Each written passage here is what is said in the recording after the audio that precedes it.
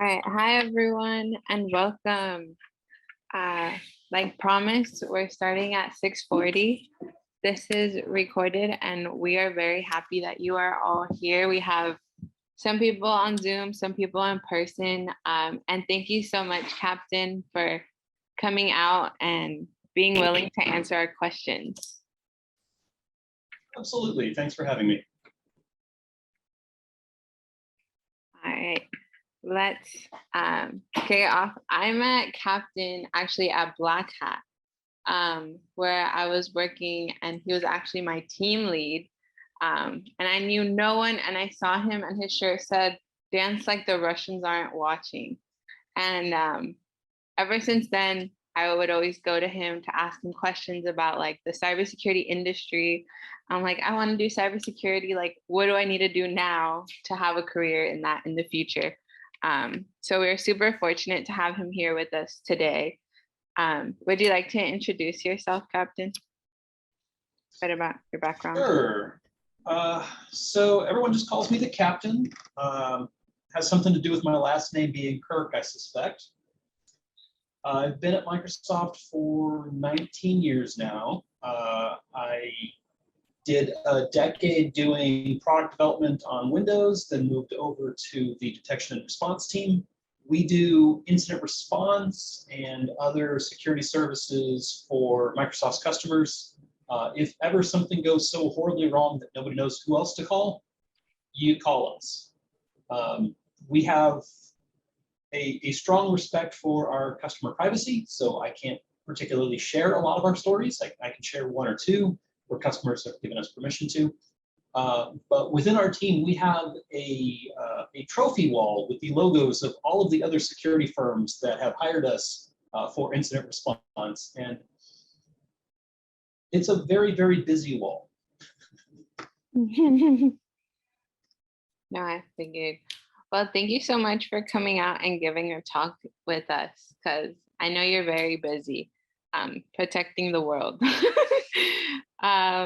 So to kick us off, I know we all have different paths to get into cybersecurity, and there's different experiences and decisions that lead us to where we are today. So I wanted to ask you about your journey. How did you get started in cybersecurity? So I had something that counts as closer to the traditional path into the cybersecurity career than a lot. We have on our team a former member of a NASCAR pit crew. We have somebody who was formerly a professional hip hop dance instructor.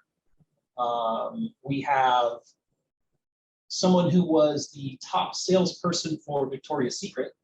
And we have a lot of interesting backgrounds on our team, but mine was a little bit more, I guess, traditional in what you would expect. I started as an undergrad in computer engineering with emphasis on machine learning and data science. The company that I decided I wanted to work for takes more than a year of background checks and paperwork to join. And basically I ended up graduating without having a job offer in hand. So I flunked into grad school, as I like to say. And in grad school, I followed my other big passion, which was security. So I graduated with a master's in computer engineering in cybersecurity. And I did what a lot of people tend to do after they get a degree. I didn't use it. So I went to work for Microsoft, worked in Windows for 10 years, as I mentioned earlier. But during those 10 years, I kept finding myself drawn towards security-related projects. So I was a security champion for our division. I'd find a couple of security bugs here or there. I would just be involved wherever security was a thing. And a friend and mentor of mine eventually talked me onto joining DART. So when you get to a certain point in your career, the vast majority of the jobs that you apply for or interviews that you take tend to be through your network of people who you know and who know you, who've worked with you in the past or are familiar with your reputation. And this ended up being one of those things. I really don't know what took me so long to get into security, because it really is way more fun than writing code. That's really insightful. What do you feel like are key requirements to becoming a consultant or working in incident response? Would you say like joining groups or organizations or certain experience, education, certifications? In your experience, the people around you, do they have certifications? It's a great question. There's a big struggle in cybersecurity to get started. Once you have gotten started, the job offers never end, right? There's a desperate need for more people in cybersecurity. But at the same time, very few companies are taking that chance on people who want to get into cybersecurity and have not already broken into the industry. So for getting into cybersecurity, the advice I would start with is really about getting that extra little bit of experience. And some of the ways that you can do that are participating in CTF exercises, contributing to open source security projects, volunteering at Black Hat and DEF CON, as noted. That worked very, very well for Karen. These are great opportunities to network, to meet people, and to demonstrate that you are learning skills and applying skills outside of the classroom. Internships, if you can get them, are fantastic.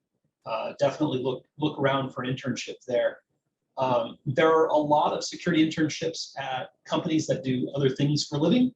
As I refer to them, the places that sell hammers. They also need security people, and they can give you some real-world practice. You can also look at internships with the vendors that do this for a living, Mandiant, CrowdStrike, the Dart team, other teams like that. For consulting in particular, there are a lot of interesting soft skills to keep an eye out for that they don't tend to focus a lot on in engineering and computer science programs. And it's around your ability to do public speaking, your ability to kind of read the room, if you will, and understand what are the interests and concerns of the people that you are trying to help, and how can you communicate effectively with them. One of the things I like to comment on is, 25% and 33% are effective ways of communicating, but 1/3 is frequently smaller than 1/4. It really is just about reading the room and trying to use the language, use the terms that are the most likely to get the point across, and that won't have a small portion of your audience who does not focus on math and statistics miss the details on which number is bigger or smaller than the other. For incident response, a lot of it is about your ability to handle stress and uncertainty. That when working in incident response, you're frequently having to make the best decisions you can with a fraction of the data that you really need. And how good are you at inferring the best or most likely answers based off of some information rather than all of information? And how can you handle strange hours, long hours, high stakes? One of the things that we've been doing recently is keeping the power and the phone systems going in Albania in the middle of a war. And it's definitely high stakes. You definitely, on defense, don't get to control what your schedule is. You have to react to what happens around you and react quickly. So to that end, if you like more work-life balance, I do strongly encourage something other than incident response. But if you like adventure, if you like wild stories, we have more than almost anything else in security. Wow. That's really insightful. Would you be able to share a story so we can get a better idea of work you've done in the past and what the Dart team does? Sure. So we have a lot of missions. The one we're most famous for is incident response. We do some proactive security assessments as well. And we do a few odds and ends missions that people don't necessarily think about. So some of the things that we do aside from pure incident response, there is something called Microsoft Services disaster response. In the event that there is a humanitarian crisis, either from natural disaster or human causes, Microsoft will offer services free in region to help assist. It's kind of our way of giving back to the community, especially communities in need. One of those communities reached out to us. That brief pause is me thinking about, hey, this is being recorded, and what are we allowed to say or not say? If you're during, not able to turn off the recording, hear the well. When U.S. forces withdrew from Afghanistan, there were some organizations in country that reached out to Microsoft and said, hey, we have a problem. We run, nonprofits, charities, education, healthcare, similar services in region, but we have a bunch of people within Afghanistan who have been helping us. Our concern is that if the Taliban gets the list of these, the names of these people who've been helping us, they will be killed. How do we protect the lists of this data and also protect our own employees and volunteers in region from, being tortured for information or something similar? How do we protect this data in a way that, the people holding the laptop can't possibly be forced to give up the data, and the data itself can't be stolen, is one of the weird missions that we do. We do something referred to as defending democracy. So Microsoft has another initiative where if you run elections and you would like assistance, Microsoft will help. So we monitor in real time elections for the last, 10 years or something like that. In the US at the state or federal level, but in other countries as well, which is super interesting. You get some strange phone calls when things don't work quite right. And you get to quickly figure out, well, what can we do about it? And is there really a problem? And no joke, I think the worst problem we've had to deal with so far has been, have you tried turning it off and turning it back on again? So if you prepare ahead of time, if you plan ahead of time, you can keep a lot of the disaster at bay. That is fascinating. I feel like this is usually why when I talk about Captain, I say he's the real life Batman. The DART team is really the team that keeps the world going round, and not many people know about them, but it's people like them that ensure the safety of everyone else. So that is really awesome. My next question is, what would you say are tools that consultants use on the DART team or in incident response or programming languages? What would you recommend for people that are interested in getting into this field to start practicing now? Yes. So there are a few things that I would suggest. I think you'll hear from a lot of people. Understand how authentication works. Understand OAuth. Understand a couple of other similar technologies like that, because identity is increasingly the biggest thing moving forward. I think you'll hear some other people say that when I started, it was a malware-driven field, and I was a reverse engineer. I would tear apart malware, and I could tell you a lot about who the threat actor is and what their intent was by the code that they used. These days, it's increasingly getting access to legitimate accounts or tokens that allow access to data as users who have permissions. So I would definitely suggest that. Something I would suggest that I don't think a lot of other people will tell you about, take a little bit of study into big data, data science, statistics, machine learning, a couple of these areas, because if you are on defense, we are noticing a pattern where the volume of data that we are processing during incident response is doubling every 2 years. And it doesn't seem to be slowing down. The attacks are getting more subtle. The threat actors, especially the high-profile ones coming out of Russia, strontium and yttrium, and a couple of other ones like that, the detecting them is a little bit trickier. It's you have to go through a lot more data. You have to analyze a lot more data, and you have to be able to do this quickly. And that's really all about anomaly detection and data science approach, statistical approaches to a lot of that data.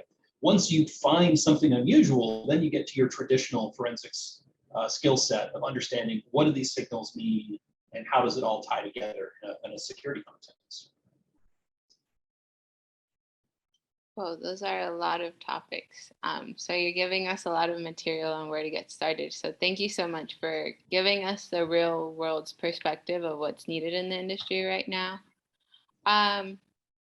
I wanted to go back to your experience and your background. I remember you mentioned on the DART team, there's someone that was top sales at Victoria's Secret.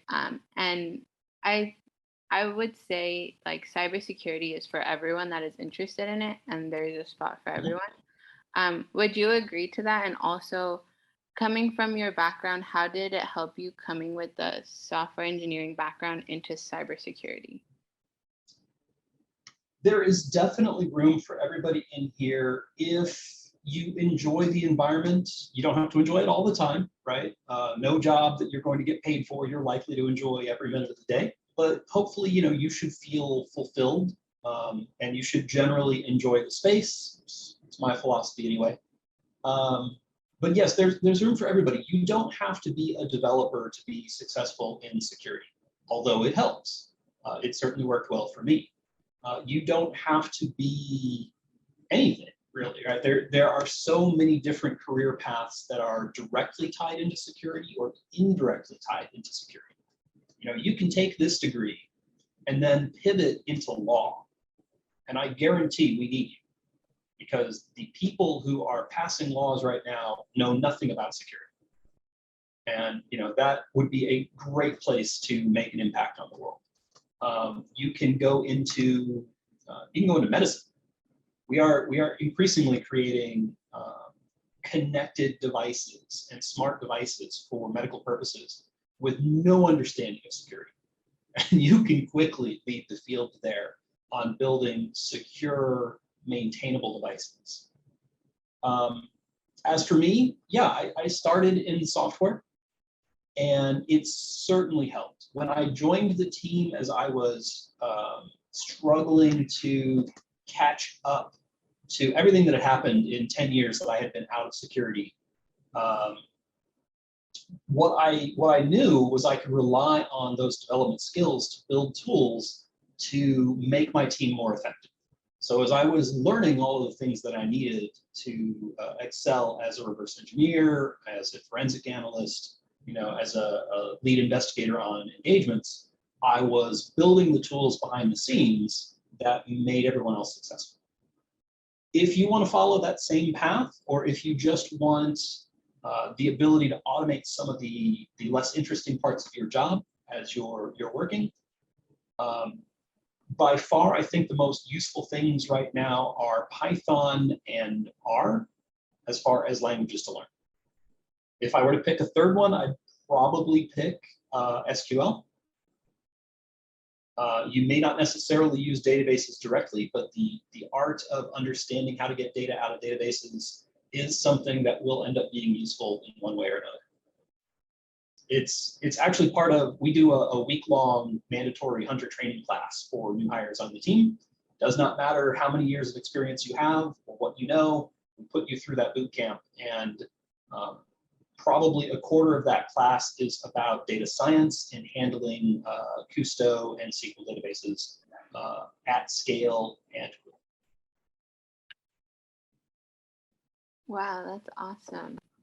So you guys, if you're interested on the DART team, they're hiring, right?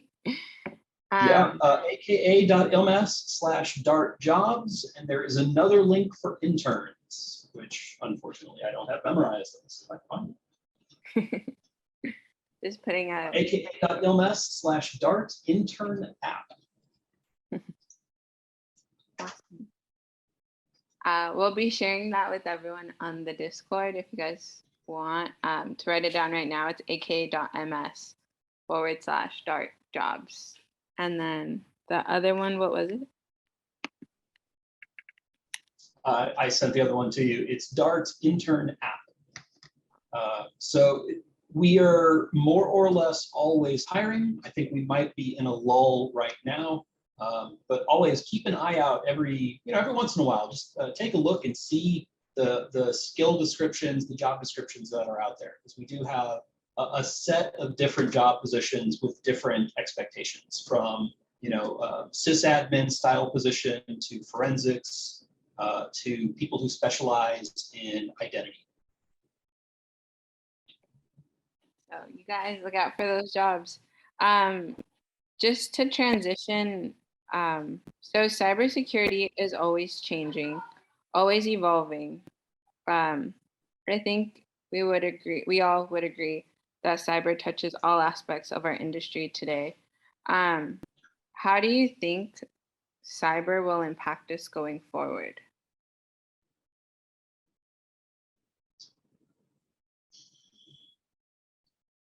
I think we're seeing some of how it's going to impact us right now. When Russia invaded Georgia, when Russia invaded Crimea, when Russia invaded Ukraine, immediately before that is a cyber attack on the power grid, on the telecommunications grid, and on government websites. That is the classic playbook at this point in time. The first two times it worked. So Ukraine is the first time that playbook got interrupted. If you're watching the news in Albania right now, they're also having problems, and they have linked it directly to cyber attacks from Iran related to political disagreement that the two nations are having. I think you're seeing this more and more. There's going to be a really interesting article coming out of Microsoft in 1 or 2 days. Keep an eye out, and you'll understand why I'm not talking about it yet. But it will go right into this conversation of cybersecurity as a tool for political arguments. We're seeing ransomware hitting enterprises, and we've been seeing this for years now, and it is easily one of the most devastating things out there. We can tie real world deaths to this, where hospitals are getting ransomed, and people who are being taken in an ambulance to emergency rooms are getting redirected to hospitals further away that are still functional and can still accept patients. And the patients who would have survived, would have been stabilized if they could have gotten to an ER sooner, don't make it. We're seeing this pattern. I think it's only going to continue. It is such an effective tool for political purposes, for financial purposes. There is a lot of money being made in cybersecurity these days. Look into news articles around a group called Lapsus.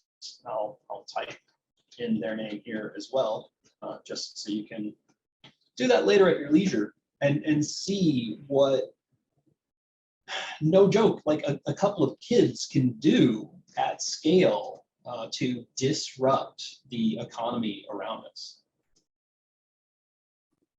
Wow, that's really shocking, and a bit, well, scary in my opinion. But thank you so much for answering all my questions. Now I want to open it up to everyone else here if they have any specific questions. Could be about working at Microsoft, working on the Dart team. Okay, we have a question in the back. Hello, Captain. If you were to do it again, like start where we are, what would you do differently to get into cybersecurity or where you are now? if any? Yes. If I were to do it again, I probably would have started cybersecurity sooner. I dragged my feet before deciding to make the plunge because I wasn't certain if I would like it. I wasn't certain if I would be good at it. I love it and I'm great at it. I was a good dev, but you could replace me. There are plenty of good devs. I'm great at this. If I were to do something else different, I think I would have made a switch over to either management or education, right? Because I'm looking at my career and I've done some really cool things and I'm proud of the work that I've done, but sooner or later I'm going to retire. And when I do, I'm going to want not a couple, but I'm going to want like a couple hundred people following in my footsteps to keep the world safe while I'm on a beach somewhere not working. I think that's how I could have had a bigger impact. And it might be a move I make moving forward now. I don't know. Thank you.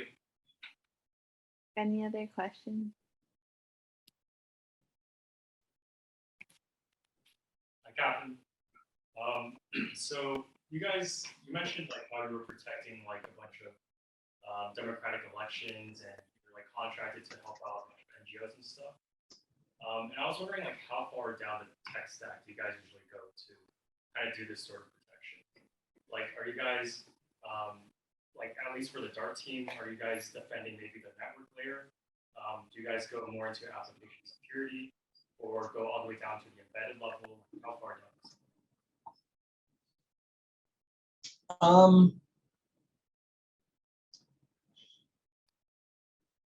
I want to give the official answer, and there's two different official answers. So if you notice there's something weird between official answer 1 and official answer 2, I'll explain.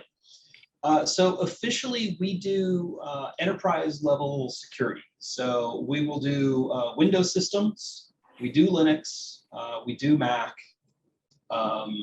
we do IoT. But we focus on basically the enterprise infrastructure. Our ultimate goal is to get customers up and running again, get their business going, selling hammers, if you will, and feeling secure in the use of Microsoft as a platform and as a business partner.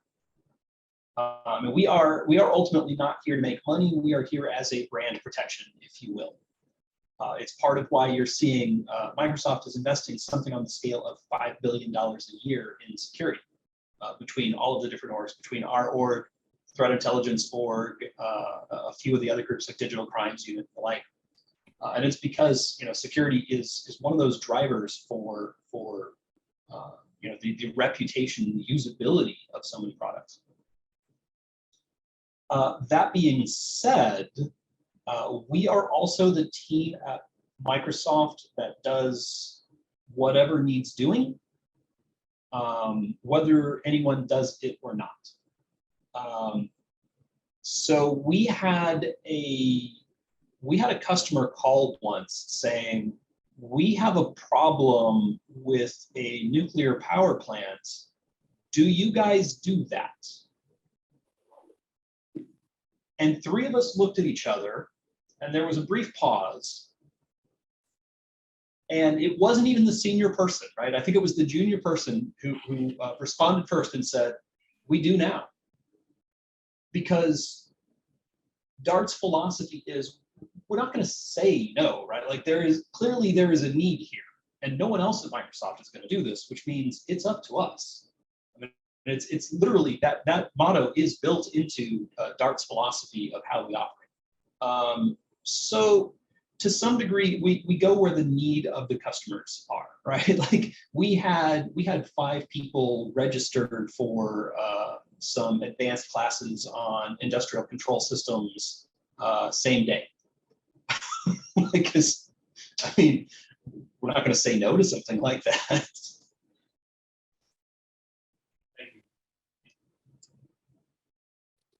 Are there any more questions? Okay, we got one more.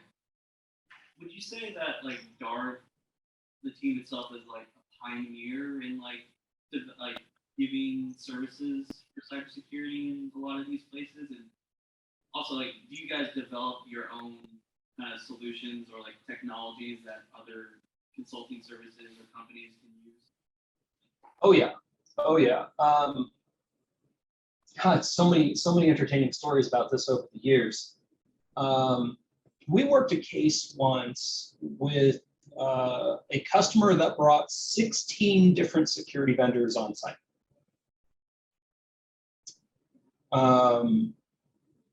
They had a problem. It was costing them a good chunk of money. They were concerned about their reputation and potentially about financial liabilities if they did not get it under control quickly. And so they brought in basically anyone they could get. And they were there for 2 weeks, or no, they were there for 3 weeks before we got there. And so the longer this went, the more people they kind of kept piling in there. And we said, we'll get there. Like our team is booked. This was many years ago. We were even smaller then than we are now. I remember we drove from one customer site up to this customer site on a Friday afternoon. We get there 2 or 3 o'clock in the afternoon, maybe on a Friday. Everyone else has had a 3-week head start. It was 90 minutes later, we were briefing their board on what the issue was. We'd already found the issue. We already had a pretty good understanding of how the attack was taking place. We'd identified the malware implants they were using, how they were exfiltrating the data, and could tell a complete story. And we could have told it faster, but there were some non-disclosure agreements that had to be signed, and we were waiting on our lawyers to say whether or not it was okay to sign. When we did introductions, you could hear one of the other security firms that specializes in doing incident response.